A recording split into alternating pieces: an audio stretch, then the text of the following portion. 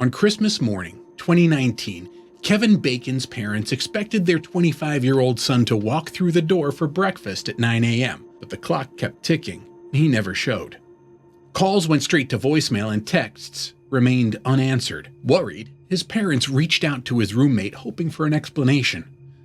That's when they learned something unsettling. Kevin had left the house the night before for a date with a man he met on Grindr. Reality started to set in, and police were called. Welcome to Fridays with Tony, where we explore mysteries that are unusual, unsettling, and often unsolved. I'm Tony, and every other Friday we have new stories to unravel with you. Like and subscribe to be sure you don't miss any of our spine-tingling tales. Today, we're reliving two tragic tales that illustrate depths of depravity that are thankfully seldom seen in today's society.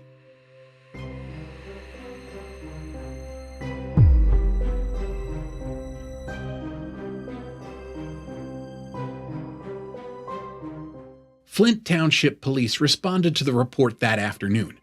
Kevin's parents told them he was last seen on Christmas Eve. His roommate even had Nest camera footage of him heading out. But where was he going? Text messages recovered later showed Kevin had been chatting with someone online, someone he planned to meet that night. At 6:11 p.m., he sent his last known text. "Well, I'll be going out for a while. Actually, this is going to be fun. He's inviting more men. Not sure when I'll be back. We'll be out late. So if mom calls you, I'm sleeping. Haha." That message alone didn't raise immediate alarms. Maybe he was just enjoying his night, right? But by the next morning, there was no trace of him. And when police dug deeper, they found an eerily similar case, one that had played out just a month before. On November 25th, 2019, a frantic 911 call came from a quiet neighborhood in Michigan. The report was about a young man running barefoot down the road. But here's where it gets strange. Behind him, an older man was chasing after him. A nearby resident took the young man in, letting him call 911. The resident later recounted that the man had purple hair and was wearing a leather skirt with several belts crisscrossed over his chest. The man was clutching his arm in a death grip, screaming at the top of his lungs, begging for help and pleading, "Keep him away! He wants to hurt me!" Then, another vehicle pulled into the driveway, and out stepped the older man. The neighbor immediately noticed how bizarre he looked.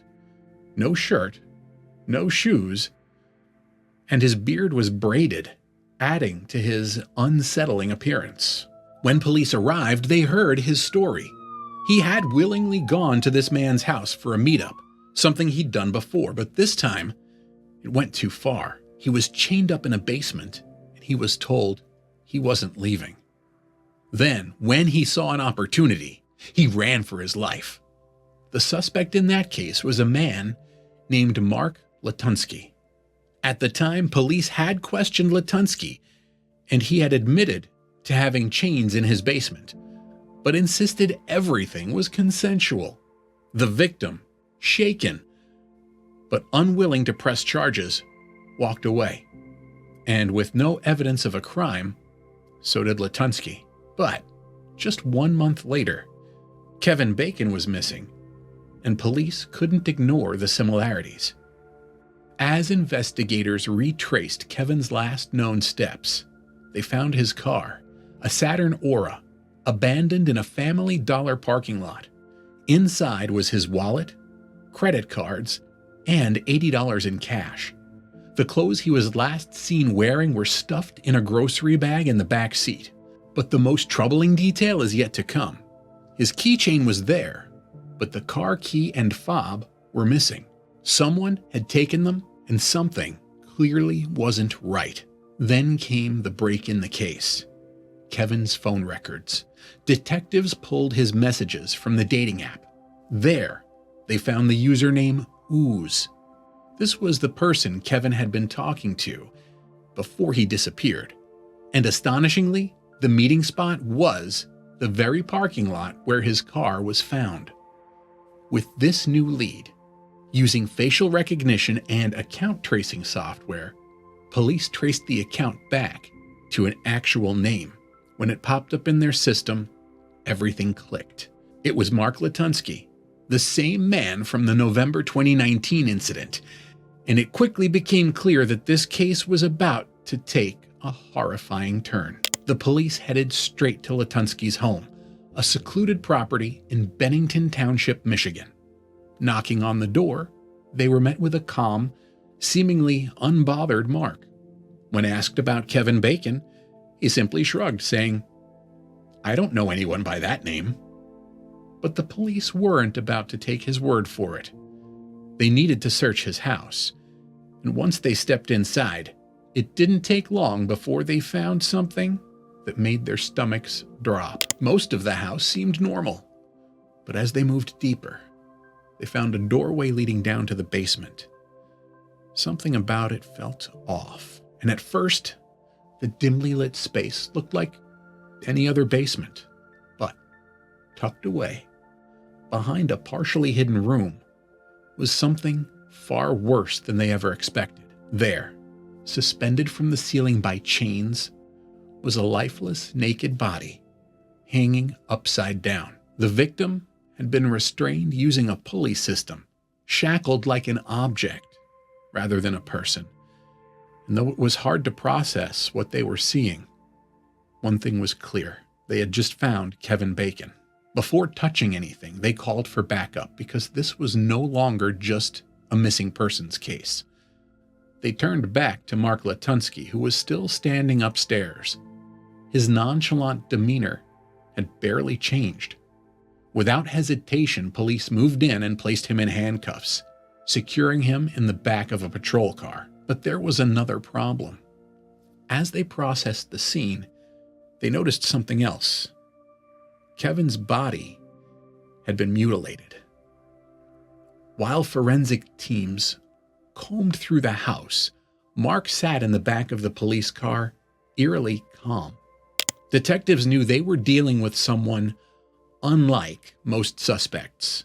Eventually, one of the officers in the car turned to him and asked if he knew why he was there. Mark barely hesitated before confirming that he did. His tone suggested he was ready to talk, but there was something unsettling about the way he spoke. He wasn't panicked or angry. He was just oddly cooperative. When the officer mentioned that detectives were on their way, Mark simply nodded, seemingly unfazed, and asked if that meant he could return home once their conversation was over. The officer didn't respond, and they sat there in silence. It didn't take long for Mark's strange, erratic thoughts to spill out. As he sat in the car waiting for detectives to arrive, he spoke freely, but nothing he said made much sense. By the time detectives arrived, they were already expecting an unusual conversation, but Mark Latunski took it to an entirely different level. He immediately began insisting that the name, Mark David Latunski, wasn't actually his. With complete conviction, he claimed it was a stolen identity, stating that the real Mark David Latunski had been born in 1967, had black hair, brown eyes, and was someone else entirely. But when asked who he really was, he never gave a straight answer. Instead, he spoke in riddles, spinning a confusing narrative about being the only living promise of Wales, and how people around him had been lying to him for years. The detectives knew they had to steer this conversation back to reality. They weren't there for conspiracy theories. They needed the truth about Kevin Bacon. As detectives dug deeper, they realized that Mark Latunski had a history, one that his ex-wife Emily knew all too well. She described a man who had slowly unraveled over time. For years, she had tried to get him help. He had been hospitalized multiple times for psychiatric evaluations, but he refused treatment, never acknowledging that anything was wrong. Emily revealed more about his diagnosis of paranoid schizophrenia, years of erratic behavior, and a mind fractured beyond repair. She had tried to help him by counting his pills to ensure he took his medication, but it was no use. Latunski's paranoia had only deepened, his grip on reality slipping further with each passing year. For most of their 10-year marriage, he had presented himself as straight. But when Emily discovered he had been secretly meeting men, he initially brushed it off as mere curiosity. Eventually, though, he admitted he had been unfaithful with men for years. The marriage ended in 2013, and what followed was a downward spiral. Despite having a master's degree in chemistry, he drifted between odd jobs. He later told detectives that he had been looking for honest work and started taking small jobs, construction, drywall, before eventually turning to Rent Men, a website where men offer companionship services for money. For someone with his educational background, it was an unusual choice, but for Mark Latunski, it seemed to fit into a life that was becoming more detached from reality. His interactions with men escalated beyond casual meetups, and it was clear that he wasn't just looking for companionship. What he truly needed was much darker.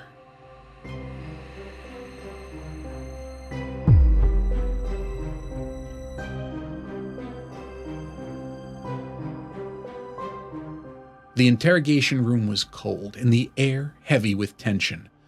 Mark Latunski sat across from detectives, his demeanor unsettlingly calm as they pressed him about the events of November 2019. He brushed it off with a wave of his hand, claiming that the entire ordeal was just a misunderstanding.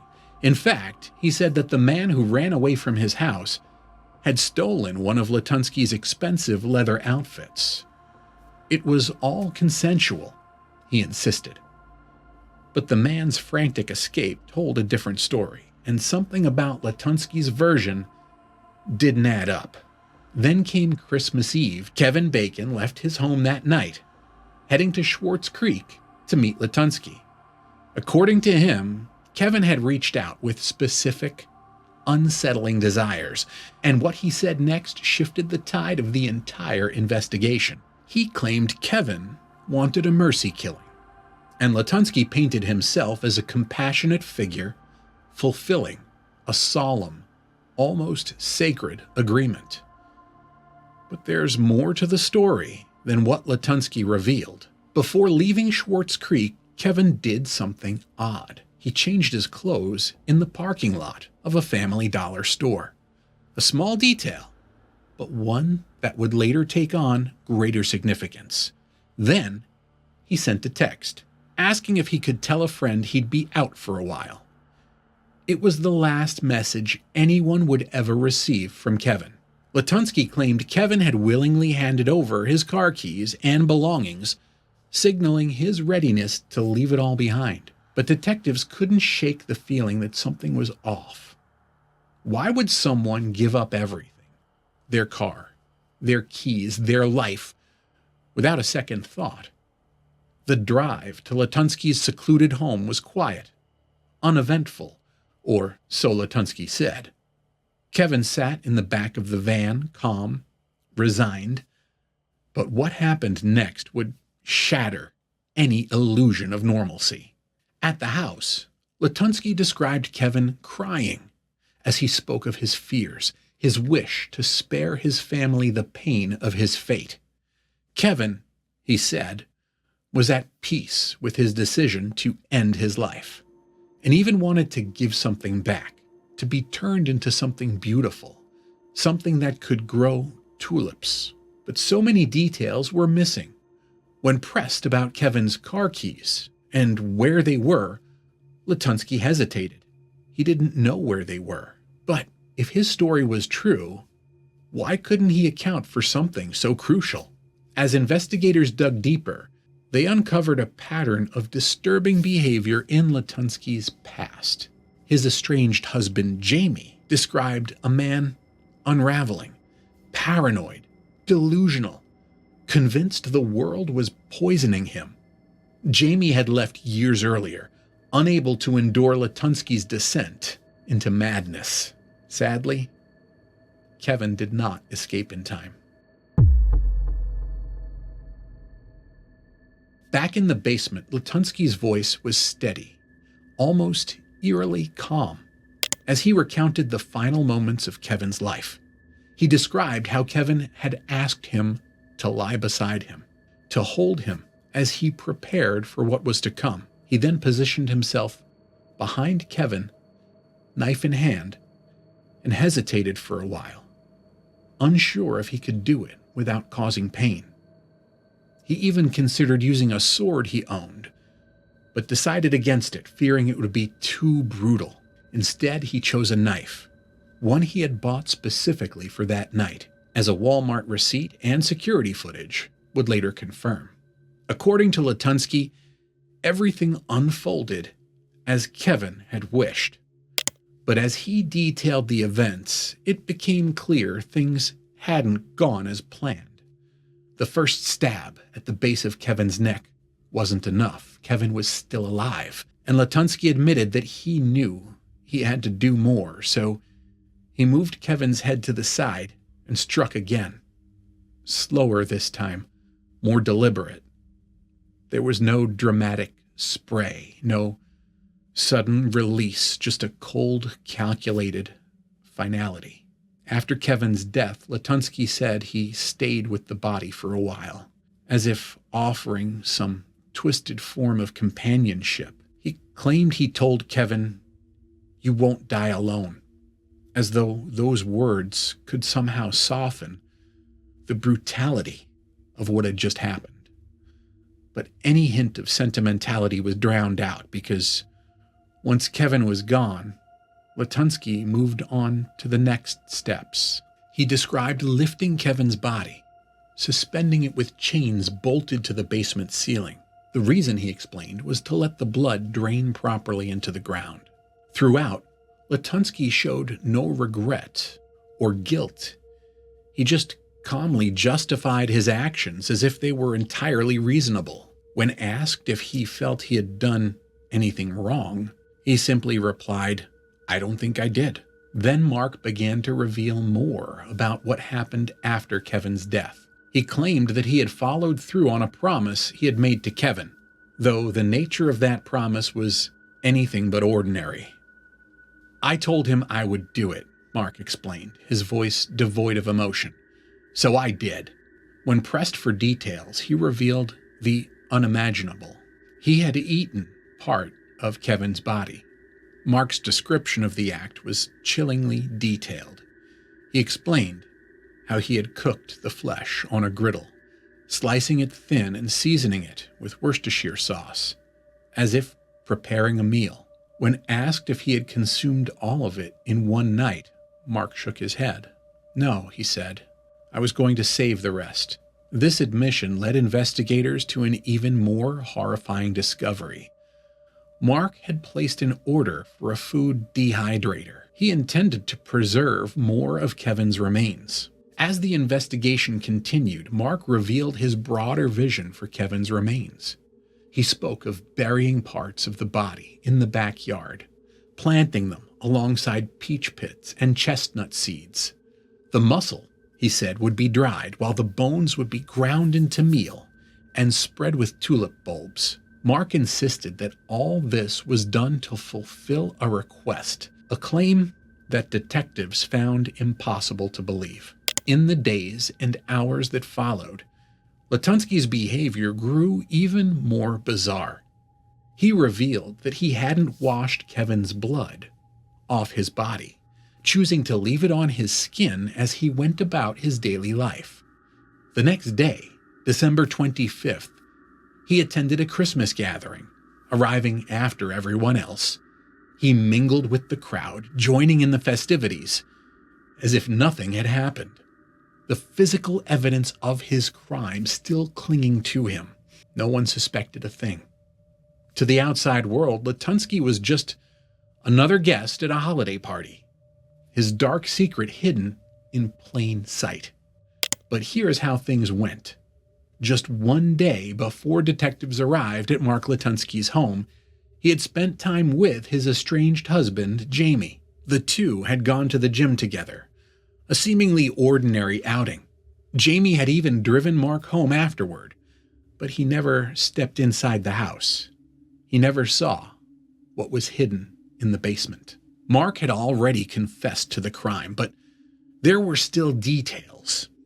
Details that would make the case even more harrowing, that investigators were only beginning to uncover. One of these details was another report from October involving a man who had arrived in Flint, Michigan after a long Greyhound bus ride. He had met someone online and made plans to spend the night, but things took a terrifying turn. The man recounted waking up in a basement, restrained and terrified.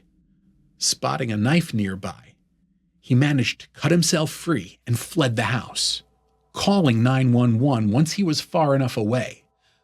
What made this incident even more chilling was the connection to Mark Latunski. The man who had escaped in October was the same person Mark had texted on Christmas Eve, the same friend in New York who received the haunting message, "I killed Kevin Bacon. Kevin Bacon is my hero." When detectives confronted Mark about the October incident, he dismissed it, claiming the man had never been held against his will and that everything had been consensual. But the detectives weren't convinced. They spoke to the man from New York who confirmed the October incident had happened. He admitted to calling 911 but downplayed the severity of the situation, saying he had gotten lost on the roads and hadn't meant to report a crime. Despite his initial escape, he had returned to Mark's house and stayed there for days. This pattern of behavior, men entering Mark's home and fleeing in fear, was strange. As investigators continued to piece together the events of Christmas Eve and Christmas Day, another chilling detail emerged.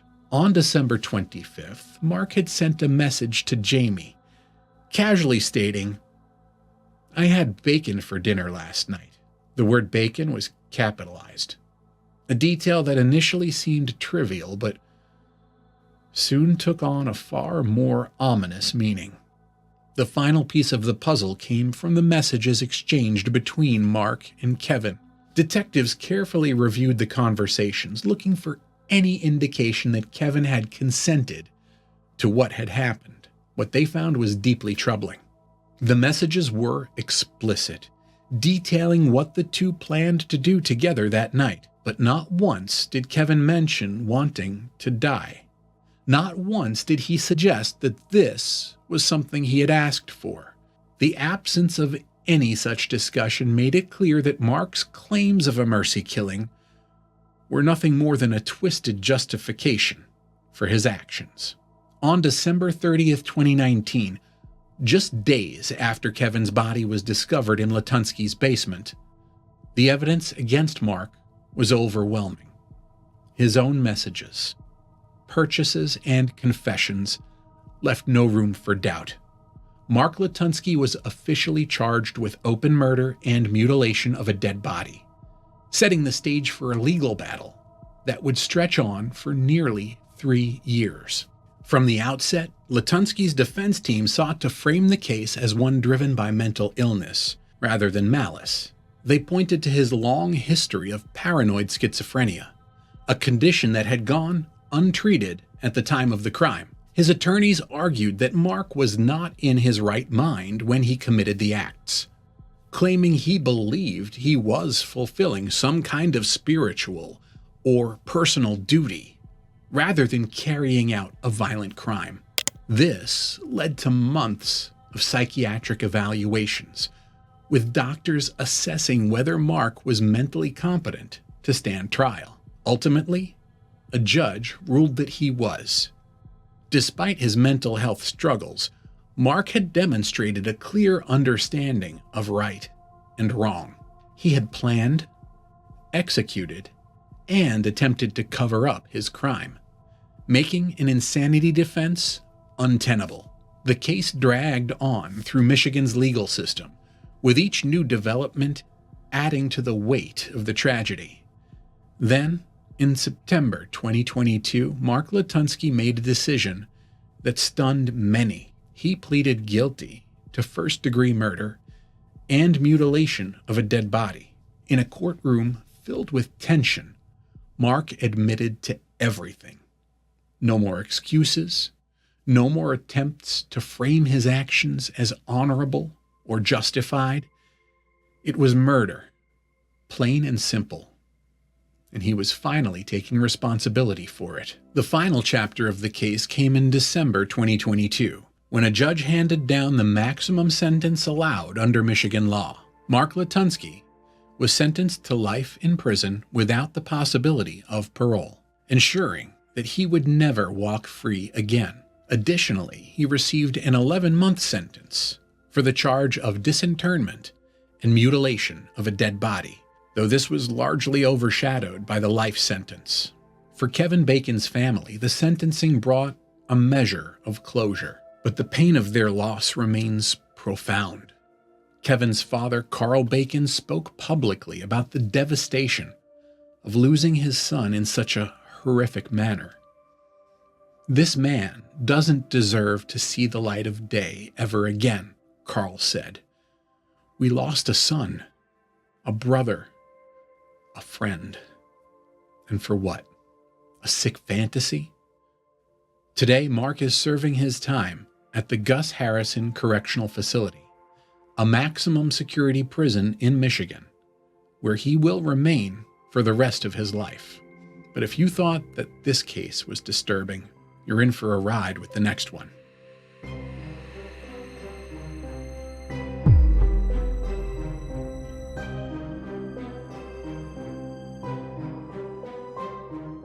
It started with a gang that had a reputation for brutality.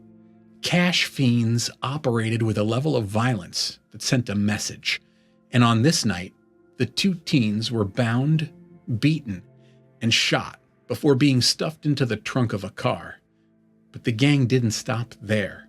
They needed to erase every trace of their crime.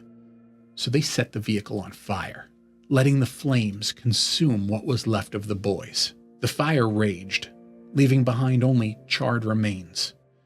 When authorities arrived, there was barely anything left to identify. Jeffrey was found first. He was given a name, a burial, and a place where his family could grieve. But that wasn't the case for Alexis. His body was so badly burned that it would take 3 long, agonizing months before his family received confirmation that the remains were his. When they did, they buried him, believing they had laid him to rest at last. That was the first time the Sosa family mourned him. But nearly a decade later, the grief resurfaced, and this time, it was much worse.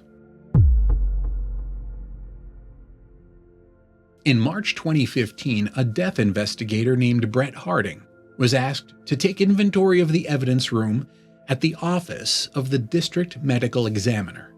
What he found shook him. Sitting among other osteological remains, he stumbled upon bones labeled as belonging to Alexis Sosa, bones that should have been buried with him nearly 9 years ago. The remains included part of his skull, his jaw, his teeth, and even bone fragments from his feet. 6 full containers of his remains had been left behind. The bones were there, but why? And why hadn't his family been told? Harding's report, dated October 23, 2007, detailed the unsettling truth. The remains were marked as donated. But to whom? The answer led straight to Heather Walsh Haney, a professor at Florida Gulf Coast University and a forensic anthropologist who had worked as a consultant for the medical examiner's office. Walsh Haney denied everything. She claimed she never kept Sosa's bones and had never sought out donations from homicide victims. She insisted that any retained bones were the decision of the medical examiner. According to her, when Alexis's remains arrived at the examiner's office, they were mixed with metal and debris from the burned car.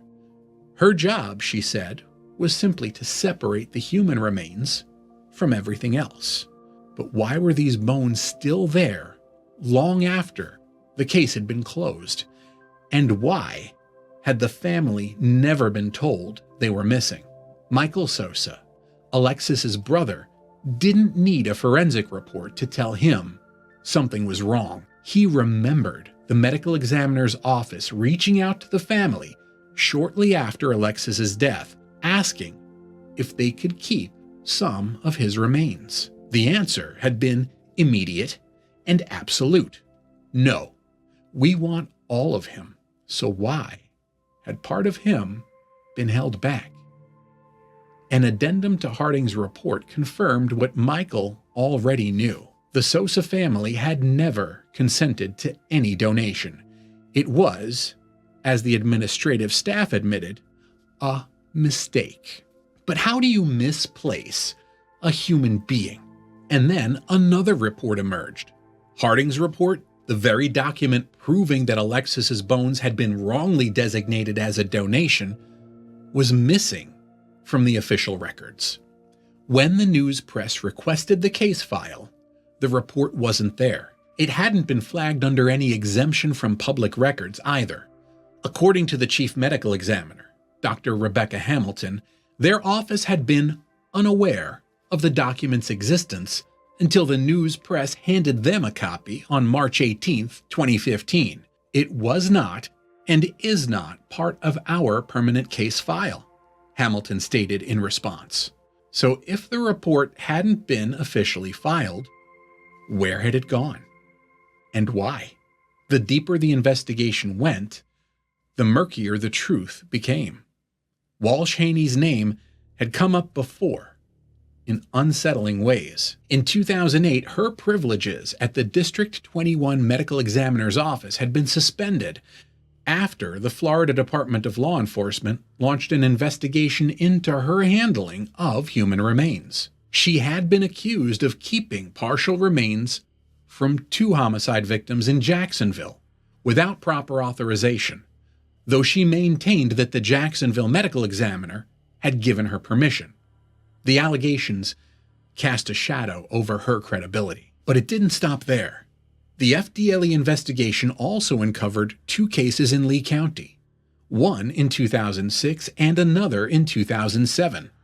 In the first case, Walsh Haney had documented in her own report that she had kept a skull, jaw, and spinal bones, writing that they will be curated within the HWH Skeletal Collection at Florida Gulf Coast University. In another case, she took possession of a human skull found inside a cast iron pot. Authorities had initially suspected it was part of a religious shrine, but instead of ensuring the remains were properly handled, Walsh Haney reported that the Lee County Sheriff's Office had donated these specimens to me for teaching purposes. Dr. Hamilton, in her own investigative report, pointed to these cases as the reason she believed Walsh Haney was being dishonest about her intentions with human remains.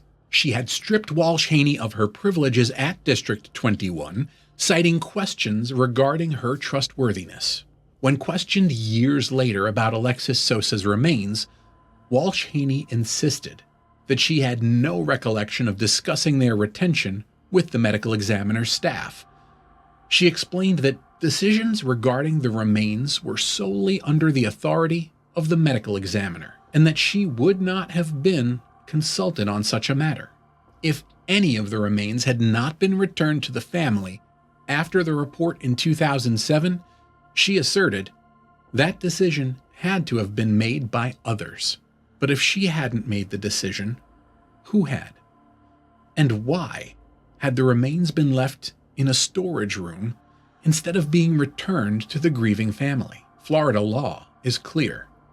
When a medical examiner releases a body to the legally authorized family, they must include all body parts unless the family explicitly agrees to receive an incomplete body. And yet, when death investigator Brett Harding combed through the inventory room, he found Alexis's upper and lower jaw, his teeth, bone fragments, and even charred remains mixed with plastic, rubber, and cloth. Chief Medical Examiner Dr. Rebecca Hamilton attempted to explain the situation, stating that Alexis's remains had been placed in small plastic containers. According to her, all of the human tissue and non-human debris combined could fit within a shoebox-sized container. Hamilton further argued that these remains did not qualify as body parts under Florida law, but were instead classified as tissue samples. But if that were the case, why had Alexis's remains been marked as donated in the medical examiner system? And why, if the law required such specimens to be retained for only 1 year, had they remained untouched for nearly a decade? The shocking discovery only came to light when the news press contacted the medical examiner's office in 2015, inadvertently reminding them that Alexis's remains still existed. That's when they reached out to the state attorney's office to ensure the remains were no longer needed as evidence. Dr. Stephen Nelson, chairman of the State Medical Examiners Commission, was perplexed. He stated that standard policy dictated returning as much of the human remains to the family as possible. If there was no longer an evidentiary reason to keep them, if they were not needed for identification, cause of death determination, or trial, then they should have been returned. Nelson found it difficult to understand why the remains had been stored for 7 years, noting that something seemed to be missing from the story. As Michael Sosa sat in his family's Lehigh Acres duplex, he struggled to find the words. His father, Alfredo, turned to him, his face full of disbelief. He asked in Spanish what exactly had been found. When Michael explained, Alfredo buried his face in his hands.